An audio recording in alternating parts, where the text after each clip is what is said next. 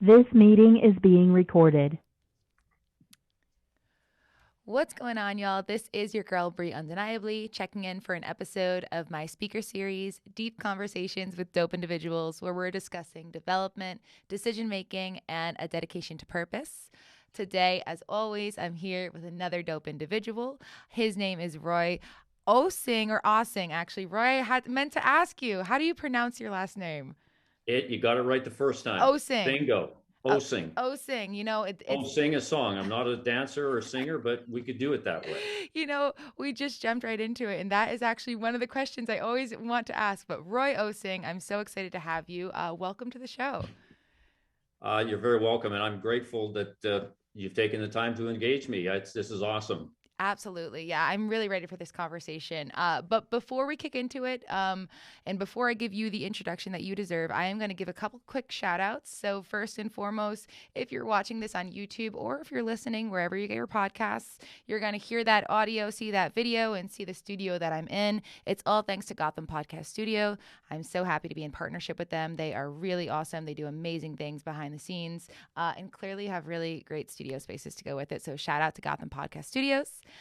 Second, shout out to MC Kicks. MC has supported me and sponsored me since day one, even when I was podcasting in my closet. So shout out to MC. They can get you all your dope, customizable merch, kicks, denims, whatever you want, streetwear, apparel. So check them out at EMCEEKICKS on all social media. And if you add a .com, you'll find them their website.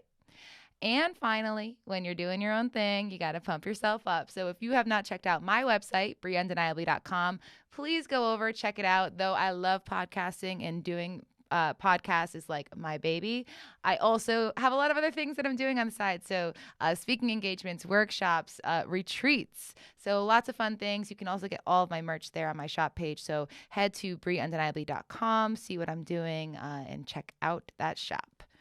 All right. Those are all the shout outs that I have for today, Roy. Nice, nicely done. Exceedingly well, by So the way. thank you so much. I genuinely appreciate that. It's funny. I feel like I kind of have these spiels at this point, but every time it's just a little bit different. Every time I add like a little piece of me today into my spiel. So Well, that was it. you use the magic word. The magic word is be different. And absolutely, what a great segue into my stuff because, the world is way too mediocre and tasteless these days. And by that, I mean, everybody's following everybody else. Everybody's in the herd. Everybody's Mm-hmm. blending in. And so my thing is to try and figure out a way to change the conversation so people, stand out. They don't blend in, right? They start to do non-traditional things to add value to people's lives and organizations and actually be extremely successful when they do it. So well done for using different. I love that segue. I love how that was like a perfect transition into really the overhead of what you do. So let me give everyone the full introduction, and we're gonna jump right back there. Okay, so Roy Osing, former president, CMO, and entrepreneur with over 40 years of successful and unmatched executive leadership experience in every aspect of business. As president of a major data and internet company, his leadership in audacious, unheard of ways took the company from its early stages to 1 billion in annual sales. He is a resolute blogger, keen content marketer, dedicated teacher, and mentor to young professionals. As an accomplished business advisor, he's the author of the no nonsense book series, Be Different or Be Dead. There it is right there. And he is devoted to inspiring leaders, entrepreneurs, and organizations to stand apart from the average boring crowd and achieve their true potential. Roy, once again, welcome to the show. I'm so happy to have you here. And what a great way for us to start. My pleasure. I'm grateful. Of course. Thank you. All right. So, as we get into it, I kind of let you know a little bit about the show. So, I want to know about you and about what you're doing. So, the way that I like to really start it off in the counseling community, we like to meet our clients where they're at. I think it's a good way to help listeners get to know you a little bit more as well. So, help us meet you where you're at. So yeah, interesting. My story is kind of like all around the concept of breaking away. Mm. at a very, very young age, I was extremely dissatisfied, kind of like with stuff that went on around me, like especially in business. It was a situation where we were doing a lot of common things, and there was no kind of juice in terms of making us unique in a very, very special way. So I got very unsettled with that, and it actually drove me to kind of move from the way things traditionally were done into how should they be done in order to be successful and standing out. And so I hit on this be different thing because it occurred to me that benchmarking was prevalent. Everybody was copying everybody else. And quite frankly, I looked at the education system and they were promulgating that kind of stuff. They weren't teaching people to be different or be dead. They were teaching people to fit in, color inside the lines, et cetera, et cetera. Drove me crazy. So my whole life has been around trying to change the conversation from that scenario to a scenario where people were encouraged to step out, where they were rewarded to be different, where, quite frankly, audaciousness was viewed as the benchmarking criteria, right? Which really isn't the case today, right? Yeah. So success is driven by a whole bunch of other things. So, the breakaway concept led me away from formulas, led me away from textbooks, led me away from benchmarking, led me away from basically the way most things were done, particularly in business. And by the way, I ascribe the same notion to people who are aspiring to enhance their careers, et cetera, to grandfathers who are trying to stand out and be different for their grandchildren, which I apply this stuff to my own life all the time. And in fact, I am the be different papa. There is no question about it. And I do outrageous things. I love that. I love to hear it. So it's that kind of theme defines who I am. So if you were to ask me what my brand is, it would be different or be dead. Mm-hmm. Oh, simple as that. Simple as that. And it really is. It's one of those things where the concept of it is, it's so simple. It's so anyone can apply it, but when you really get down into what be different or be dead means, I mean, there is work that goes into being different. Oh yeah, no question. And by the way, it's of nobody's fault that it doesn't immediately come to mind in terms of a driver of behavior, because we've never been taught that that's okay. We've never been taught that that should be the criteria that sort of defines our behavior and the outcomes that we expect. Okay, and one of the reasons for that, by the way, especially in business, is that the people who are defining those principles have never run $1 billion a year company. Okay, they just haven't done it. And so it's not that they're bad people, it's just that they don't have it in their frame of reference. For me, the simple stuff that resonated with people's hearts and souls and guts, that's the stuff that was important. Because why? Well, because it drove behaviors that got us executing to $1 billion. Yes. It wasn't the textbook, wasn't the principles, was not the formula. It was the simple things that resonated with people, got them excited, changed their behavior, and they loved to do it. And guess what happened? Numbers went up, performance went up, they're happier, and we're suddenly looked upon as, oh my God, look at this threat in the data and internet world. And, so simplicity reigns supreme in my view. Let's go.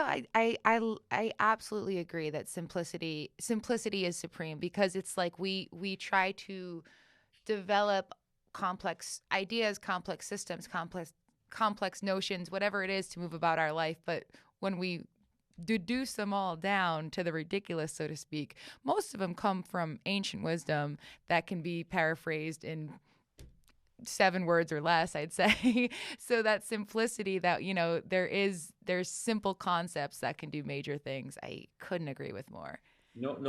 No question about it. I mean, you cannot formularize a business.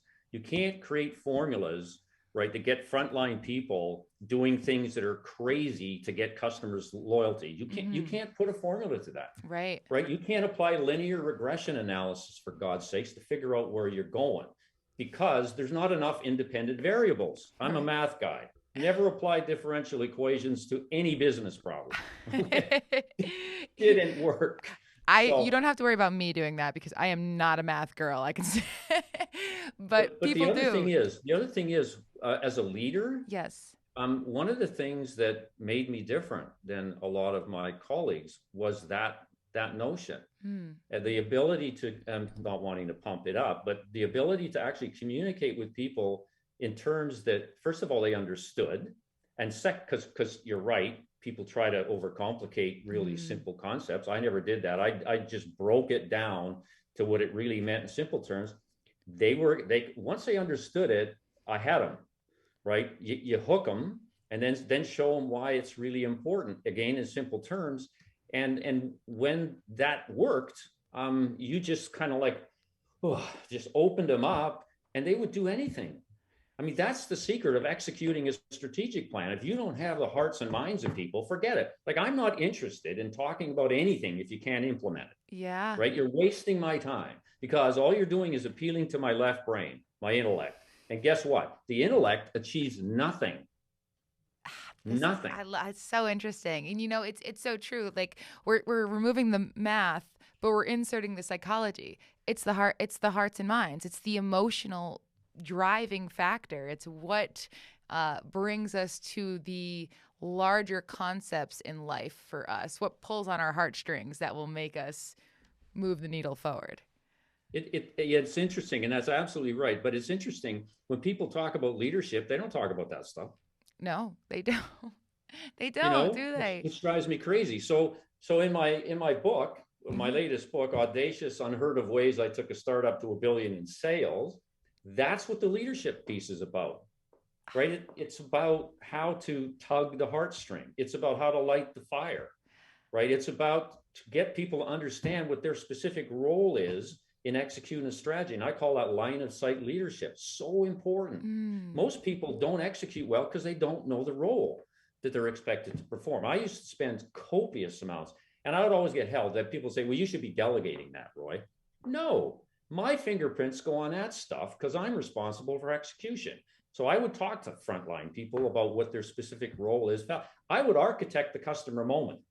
I would Okay. architect it Oh, as a that's president. amazing. Yes. Here's what you need to do in terms of dealing with a customer to dazzle them, take their breath away, blow their socks off, because I knew that led to, guess what?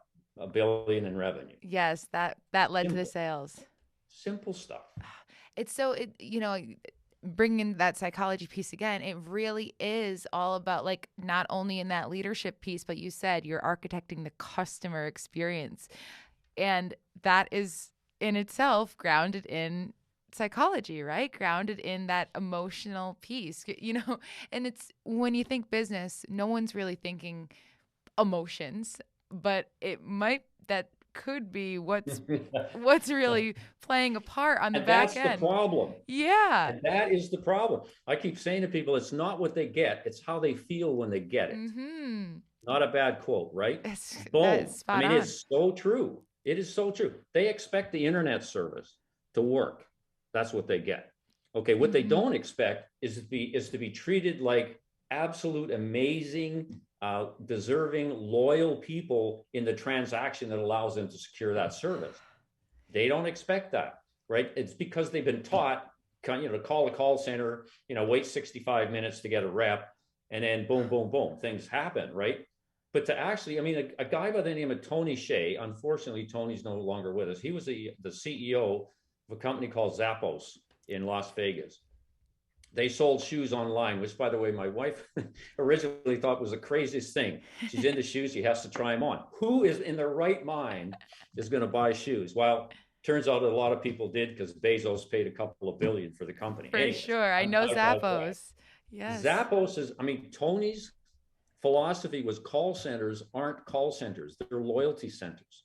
So every time you connected with a customer, the value of that call was measured in, did it contribute to customer loyalty? Whereas most call centers exist to process calls real fast, get them on, get them off, right? Because it's a Right. cost to be controlled. Mm-hmm. He's the only example that I can show you of a leader that really understood the emotional piece. In fact, his book was called Delivering Happiness. So guess what? That was his culture. He says, Mm-hmm. you got to deliver happiness through a phone call. If you can't do that, I'll find somebody that could. I mean, hard stuff, but Did it ever work? Did it ever work? That's the kind of stuff I think we're missing Yeah, in business today. and I'm just, as you're talking about this, I'm thinking about personal examples and the complete difference, the 180 I can feel when I get off the phone with a customer service representative.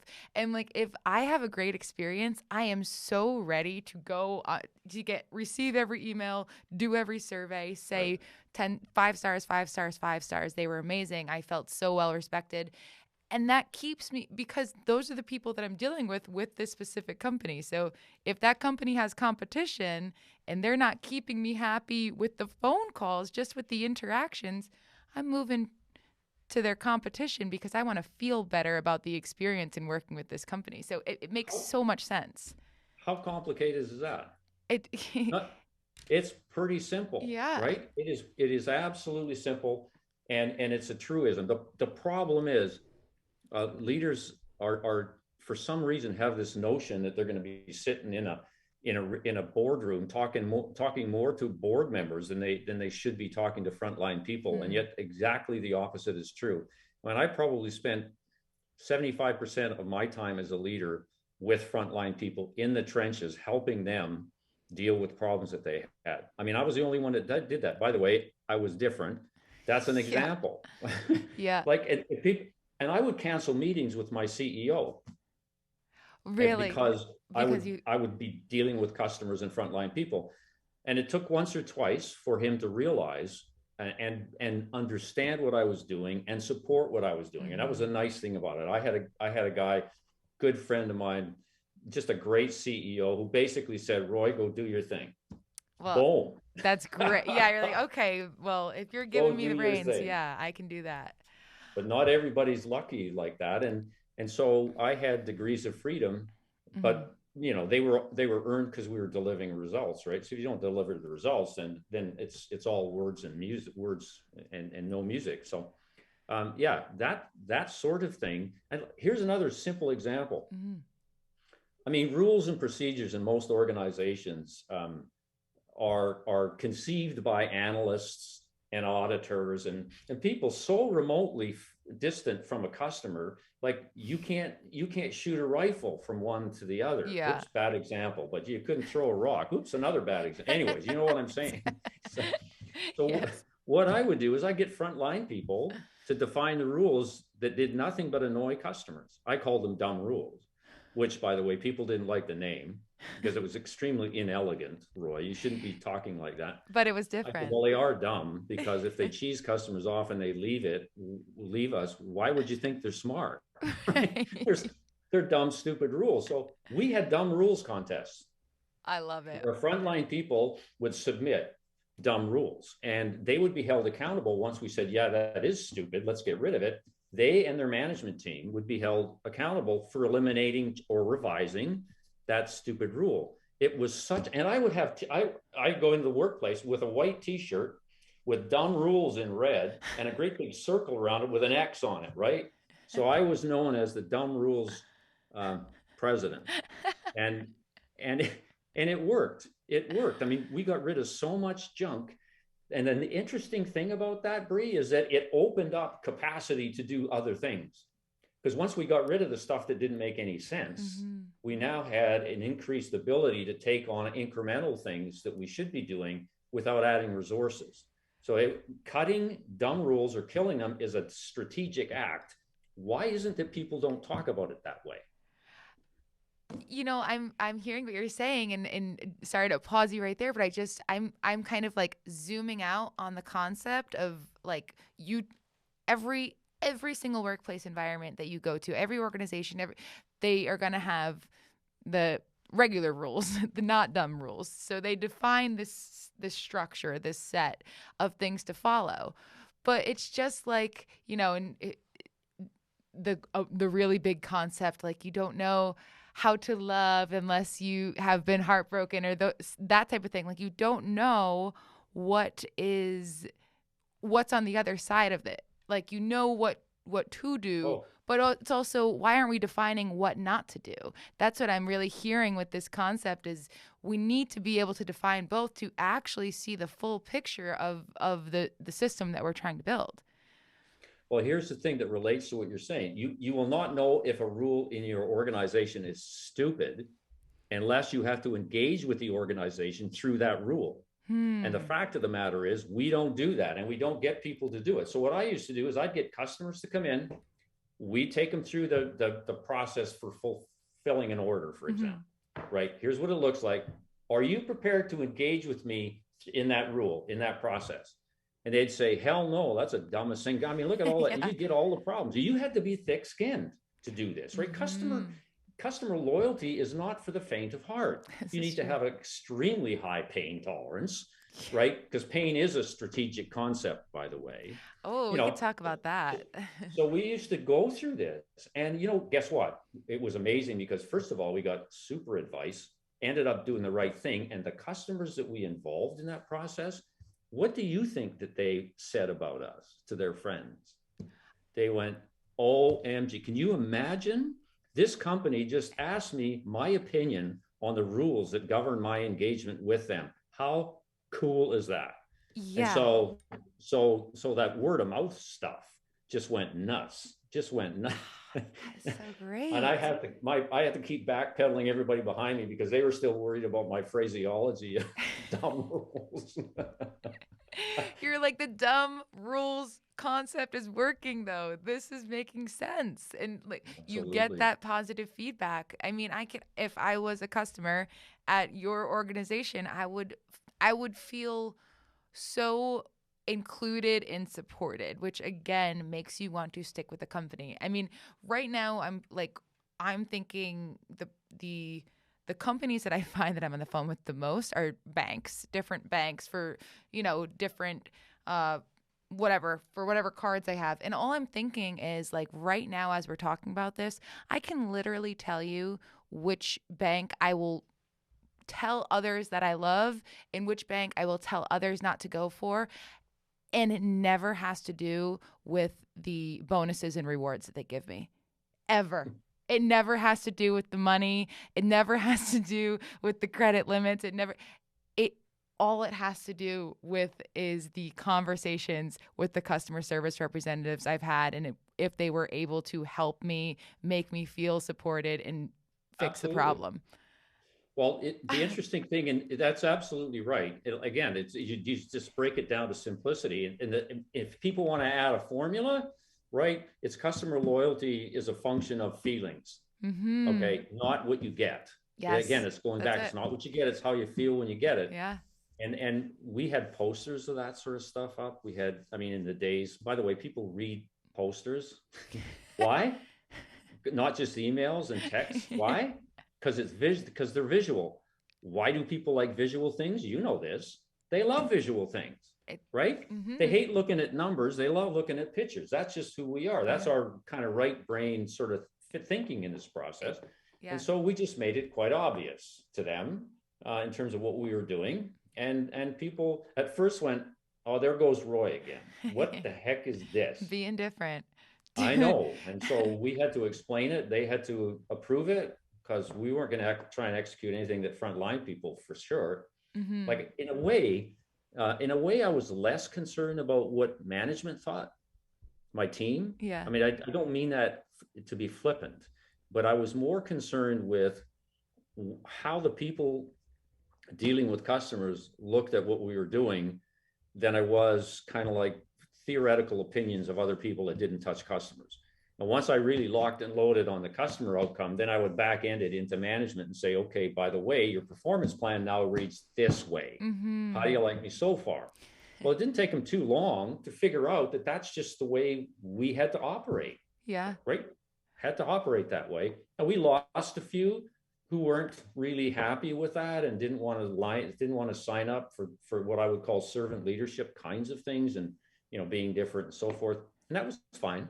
Everybody has their own position, etc. But eventually we got a group of team leaders that were just like joined at the hip. They were warriors, right? Yeah. You just point at a hill Love and it. they would take the hill. They wouldn't argue about which hill we were going at. They just took the hill, Yeah. right? That sounds like a Because great team to be on for they sure. believe. They believed. Yeah. Okay, so I want to ask a question that I'm just thinking about kind of as you detail this concept and how, you were going straight to the frontline people. What are, I'm thinking of the saying, the customer is always right, but I feel like there's a lot more to it. I feel like your concept is sort of like an enhanced and cooler version of what that saying is. Can you, Yeah. is there crossover with that saying with kind of like the concept that you're describing right now? Well, the customer isn't always right Mm-hmm. in your frame of reference, but they are always the customer. Is kind I of the like way you have to look at it, I right? like that. Okay. That identity never changes, and so there's a reason why they behave. You know this. There's a reason why they behave a certain way. Right. What we can't do is say, "This is Mr. Customer or Ms. Customer. This is what you have to do because it's our policy." If you really want to piss them off, that's what you say to them, Right. right? Right. What you want to say is, okay, this is kind of like the way we do things.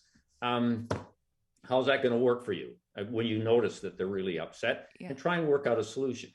Now, that's the right thing to do. The problem is it takes time to do that. And if you do not have an organizational culture built around doing whatever it takes to what I would call dazzle a customer, if you can't take the time to dazzle, then there's a mismatch and you're in deep trouble.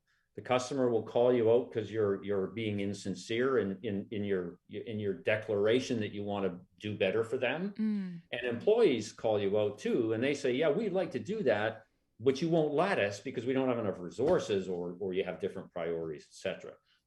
So customer focused organizations behave a different way. They take enlightenment from the customer, and then they manage that and manipulate that into an operating paradigm, if you will, to use and overuse words, that actually delivers 99% of that. Okay. And with the 1% being held out to what I call recovery. In other words, those situations where you're absolutely unable to do what the customer wants, there's a routine for that. And you deal with it as a routine. And that takes a completely set of sort of rules and procedures, behaviors, than simply adhering to a set of rules and procedures that seem to satisfy almost everybody. Got it. There's always going to be the outliers, For and you sure. need to deal with the outliers. You do. That makes sense. And yeah, of course, there's always going to be, outliers, chance occurrences, things that, don't happen often. But I'm just, I, again, like working through this concept, it makes so much sense to me now. Cause like if we were to map this out for you in, this structure is essentially customer is like the central focus point. And then the business is able to sort of shift around the customer's needs to make sure that you're adhering to what it is they want to stay a customer, essentially. Absolutely. And that is a really great way of applying that kind of academic principle of flow charting to a real problem. Yes. Well done. I really like that. Thank you. I'm going to enhance that. Please. I'm going to add to it just a little bit in terms of language. Yes. I believe that customer needs are basically all satisfied. Basically, everybody has their needs satisfied. Okay. I mean, yeah, there's going to be a certain segment and people who rightly claim that they don't, but for the most part, they do. It then comes down to, if you have a strategy, okay, that's based on satisfying customer needs, I submit you're going to fail. Because basically what's going to happen is everybody's going to compete on price. Margins are going to go down. Businesses will go out of business because then everybody's supplying a commodity. All right. I'm sure you would agree with that. Yes. So then it gets down to, okay, what should the basis of competition really be? And what I advocate is that you shouldn't be competing on what people need. You should be competing on what people crave. There's a huge difference between needs and cravings. I mean, and there's other words like, what do I crave? What do I lust for? What are my innermost desires? That's the space That's the space that will get you customers, because it's in that space where emotion runs rampant. Yes. It's not in the needs section. Okay. You buy that? I totally buy it, because again, like whenever someone's speaking, I'm always in the back, like trying to put together my own examples that make sense to me. And I'm thinking late night cravings for like ice cream or something. What I need is to go to bed, but that craving will get the best of me 9 out of 10 times over the need. So Well, I'm hearing and exactly what you're saying.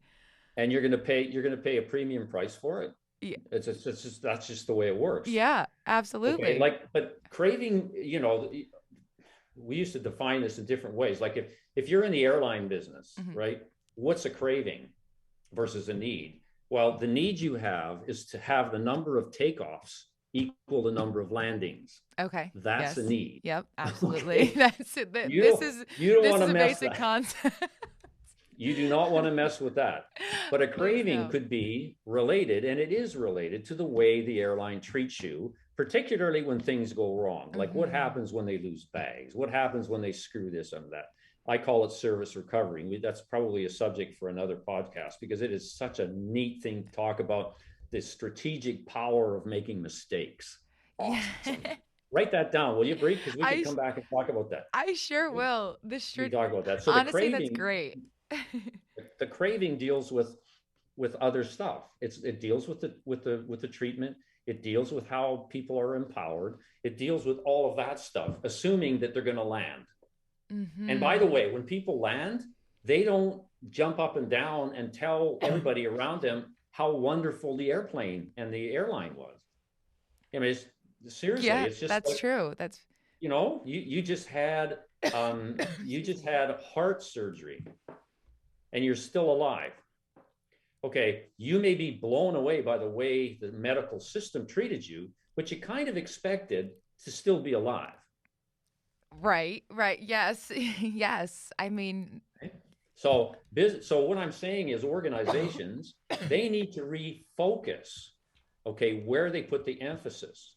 Okay, you mhm. have to deliver what I call core service, like airplanes that land, internet that works, washing machines that work, Right. video that's, reasonable quality. You have to do that, because if you don't, you'll never, ever satisfy any cravings, because people are pissed off because you didn't do your core service. But once you've done that, the winning is all on the basis of, can you satisfy what they crave? Can you blow them away every time? And by the way, you have to ask them. Okay, at Mm. the end of it, okay, Bree, did I blow you away today? I mean, how was that for you? Yeah. It's like we gotta ask people that, and guess what? We don't, We because what don't. comes back is a chat bot with a bunch of squares to tick out with numbers on them.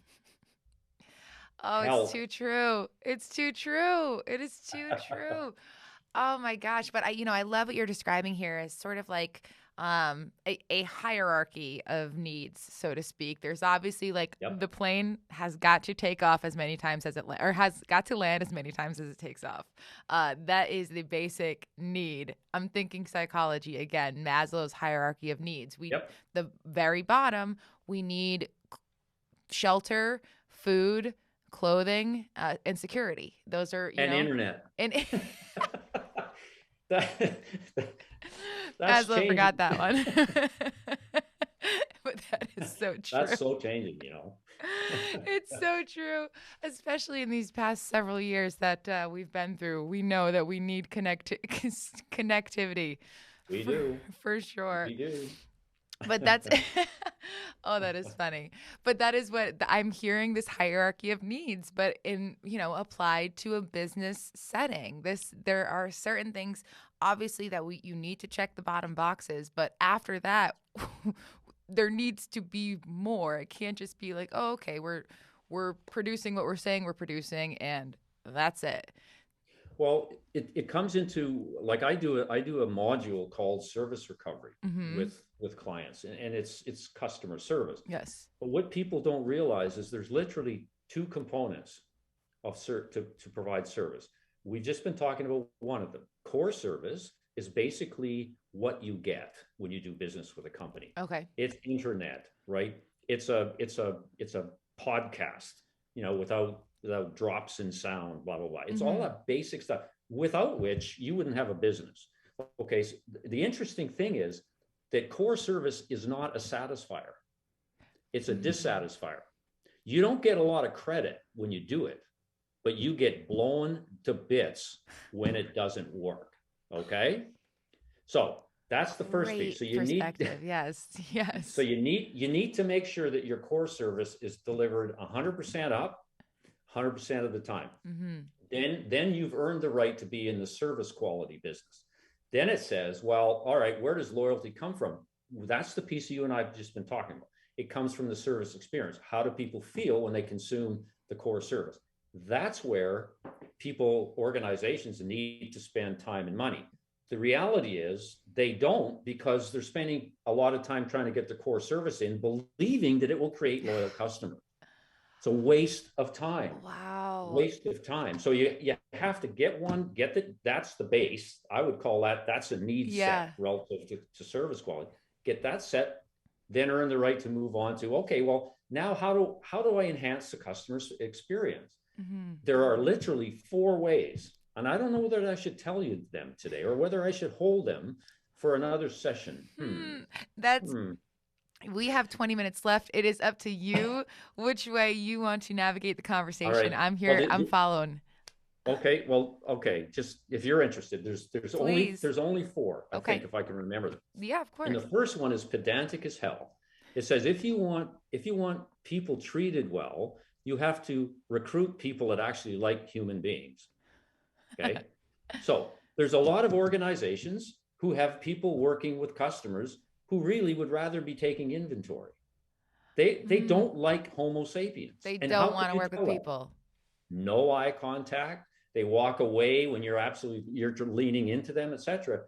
So my premise is, how can we attract people that have this innate desire to take care of their fellow humans? Because if you can bring those in to an organization, they will flourish, and the organization will flourish. So I had this silly little technique called, because I redid the recruitment process, right? Oh, wow. This drove people crazy. You mean it doesn't matter if they're smart? And I said, yeah, it does, but that's kind of like core. I expect them to have certain mental capabilities. Right. But what I really want them to do is demonstrate this people-loving behavior, right? Because we're trying to turn this machine around into a customer-focused machine. I keep having to pull them back. So I had this one, I used to be involved in the interview process with people all the time, right? Which really created some problems with my management team, who were at times a little, intimidated by the fact that the president was involved in an interview with a customer service person. But we got through that. Okay, good. So I had a question, because I would always be probing, does this person really love humans or not? So my question, really simple, was, okay, Bree, you tell me you like people. What I want you to do is tell me a story. Tell me a story that would prove to me that you love people. Well, first of all, typically the person would lean back because they weren't really sure what the story was all about, what the question was all about. And then they would answer. You get 2 types of answers. The first type of answer was, these were coming for the people that figured it out, and this was a trick. And so they'd make up a story, right? Okay. And it left me cold. It was like a cold fish being smacked across the cheek, right? Right. But this episode is full of gems. The other person, okay, was the real human being lover, and they would tell you a story that went straight to your feet. It was warmth. It was warm with emotion and passion and honesty and integrity. And guess what that story did? It gave me goosebumps. Yeah. So that was the genesis of my recruitment strategy, called hiring for goosebumps. Well, I would always go with the person that gave me goosebumps. Never failed me. Have you ever heard of anybody doing that before? No, I'm not kidding though. I just got a little bit of a chill when you said that, because I was like, that's it. I really did. I'm not kidding, because it's so real. It's like, and you really tuned into that, and you're like, I'm going to go based off of the real human experience. I Well, and it's like be different or be dead. Roy, I love this so much. I wish for all those interviews that I didn't get through to, I wish this question was asked because I feel like that is where I would thrive is with that question. But you don't know the well, answers to all the other things. But man, I well, love that part of the problem strategy. is they want to know a bunch of other things, which I'm not saying those other things aren't important. Okay, Mm-hmm. they are, but the problem is to really make a difference, right? You got to have a workforce that's different than the competition. Yeah. So how do you get that? I mean, this whole thing for me, Bree, is driven by strategy. I'm Mm-hmm. a strategic driven guy. I just break it down, Right. okay, into pieces that make sense. So the first piece in terms of how do I dazzle a customer Mm-hmm. is I had to recruit people that actually liked humans. And there's a couple other pieces we don't have the time to go into, but it was really about cleansing the internal environment of things that don't make sense. The dumb Mm-hmm. rules piece was huge. Cutting the crap was another one, Love it. which said, yesterday's relevance is today's irrelevance.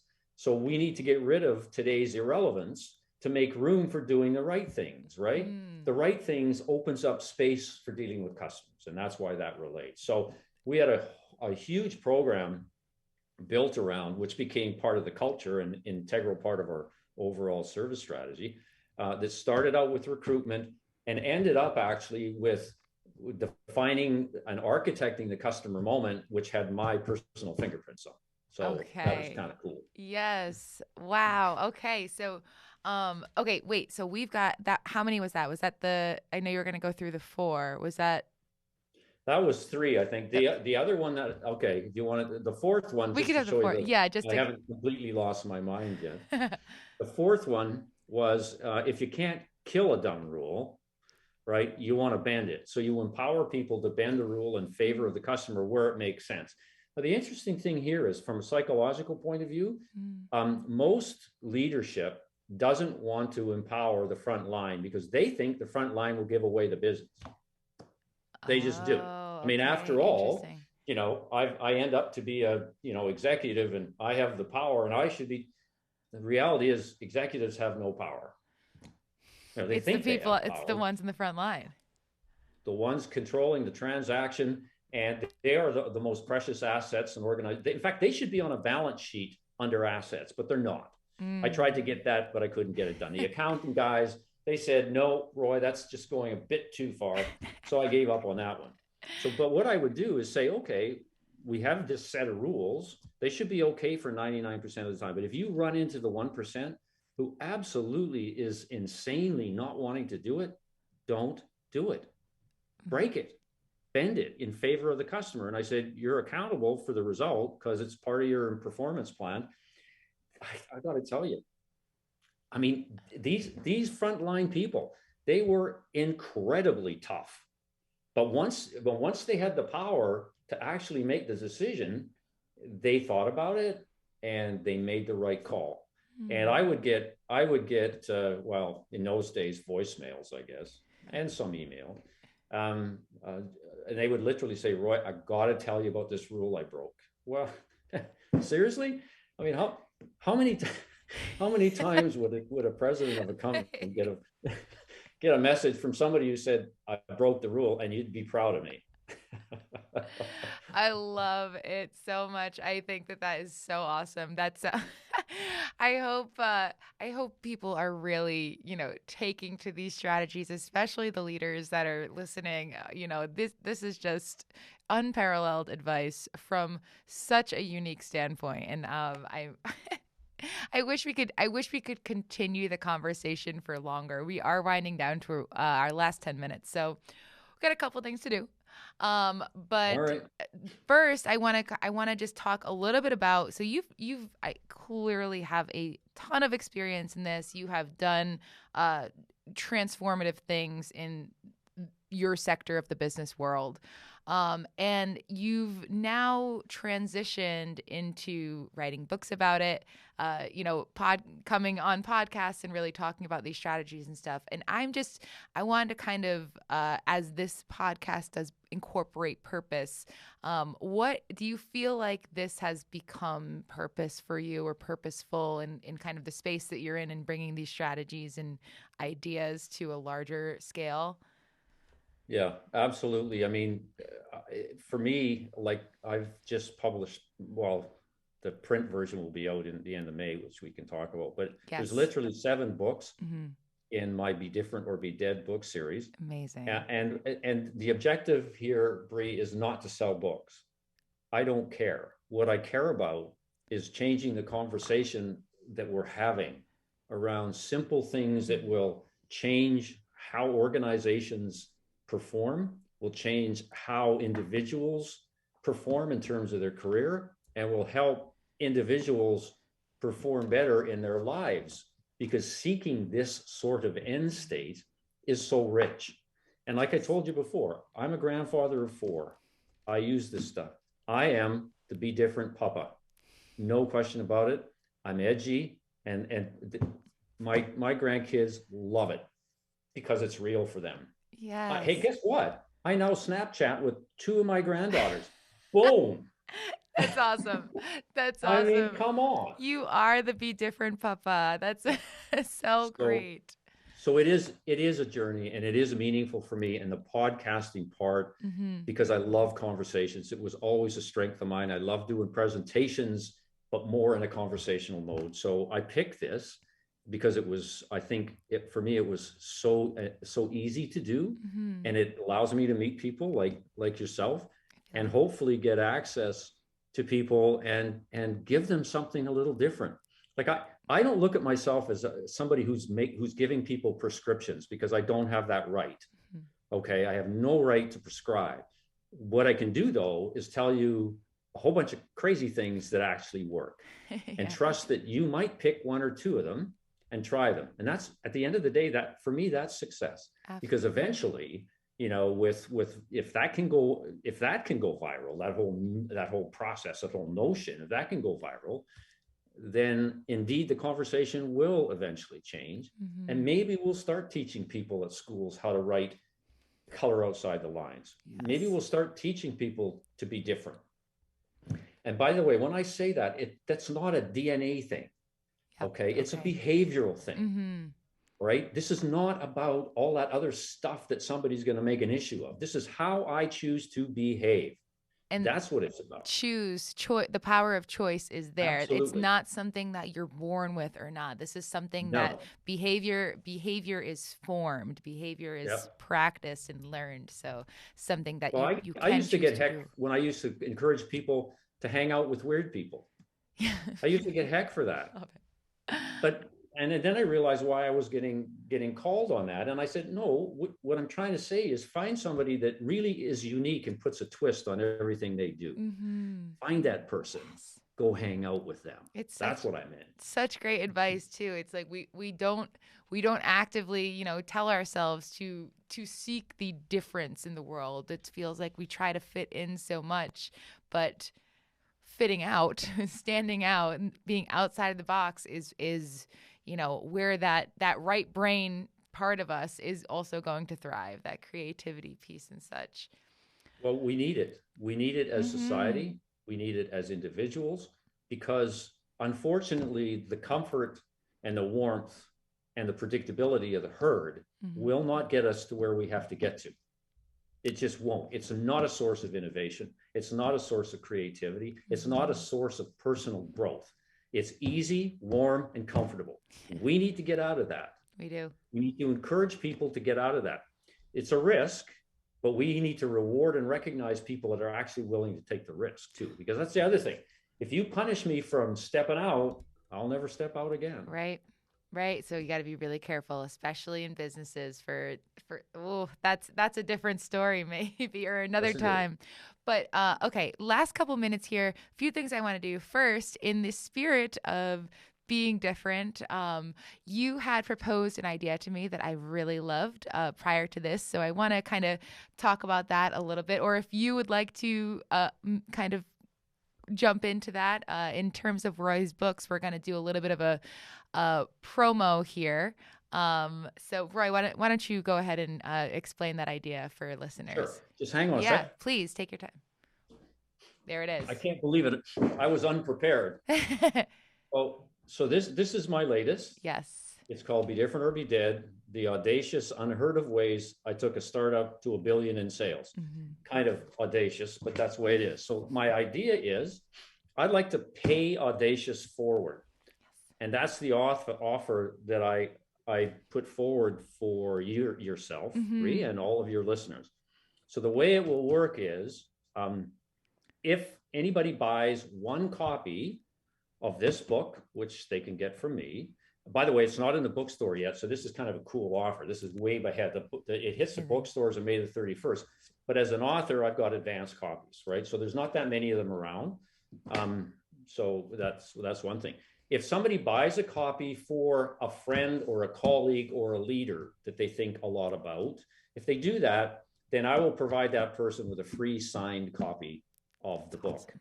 Okay, awesome. So you buy a book, you get one free that is signed, and hopefully it's another way of kind of getting the conversation going around this whole subject. Absolutely. And the only thing that I need is, if somebody wants to do this, is to email me at roy.osing@gmail.com, and we'll make it happen. I haven't figured out the logistics. I don't have a great big production process here. If somebody wants it, I will find a way to get payment, and I will find a way to get the books to that person. Awesome. But the whole idea is pay it forward as a way to express support and also the desire to change the conversation. Let's change the conversation. I love this idea so much. I'm so excited to be doing it. So anyone listening, just to reiterate, it's basically a buy one, get one free, but that one free is real. It's going to be a signed copy for you to give to a leader or someone in your life that could really benefit from this book, essentially. So pay audacious forward. If you're going to purchase that copy for yourself, Roy's going to sign another one for you to give to someone who you think could really benefit from this book. So thank you so much for offering that, Roy. That's incredibly generous of you. And I hope listeners take advantage. It's such a great offer. So yeah, that is that. And I will put all those details on the website and the show notes as well. So we'll have plenty of places that we'll be able to get access to that. Awesome. Thank you so much, Bree. I appreciate it. Yeah, of course. All right. Last couple minutes. We're going to do a super quick rapid fire round, and then I'm going to leave you the floor to say your final thoughts and let everyone know where they can find you. All right. So in the beginning of the podcast, I said we were going to talk about 3 things: development, decision-making, and dedication to purpose. So these questions are on those concepts. The first is development. Right now, at this very moment in your life, are you working more on personal development or professional development? Well, I would say professional development, just because of the timing and the fact that I've written my 7th book. Yes. And it's re-energized me. I mean, I wrote the first version of Be Different or Be Dead in 2009. Now, the really cool thing for me is, how can those ideas be more important today than they were 13 years ago? And they are. And that has given me so much energy around this that, it's consuming. However, yes, I am achieving balance. Good. And I'm still finding time to do the other things I need to do. Hey, this one rocks at the moment. This whole book thing, it's great for me. I love to hear that. Love to hear that. Okay, decision making. We got about 2 minutes left, so I'm going to go super quick. Decision making. Do you make more of your decisions based on choice, meaning numbers and analytics, or guiding voice, meaning gut feeling, spirituality, intuition, or something else of the sort? Choice or guiding voice? I would say I'm definitely led by numbers. Okay. Because my background is in numbers, but I'm learning to massage that real quick. Especially for personal circumstances. Personal circumstances require a different mix of decision making than business. That's very business, true. You can be a little more numbers, but still have a healthy mix of non-numbers. Yeah. Personal tends to be a bit. So I'm learning to be a bit more gut responsive because I believe we have to be. I believe businesses today don't react well enough. They try and figure it all out at the beginning, and it never works because it just never works. Things happen that are unexpected. So let's go more with the gut. That's where I'm going. Got it. Thank you.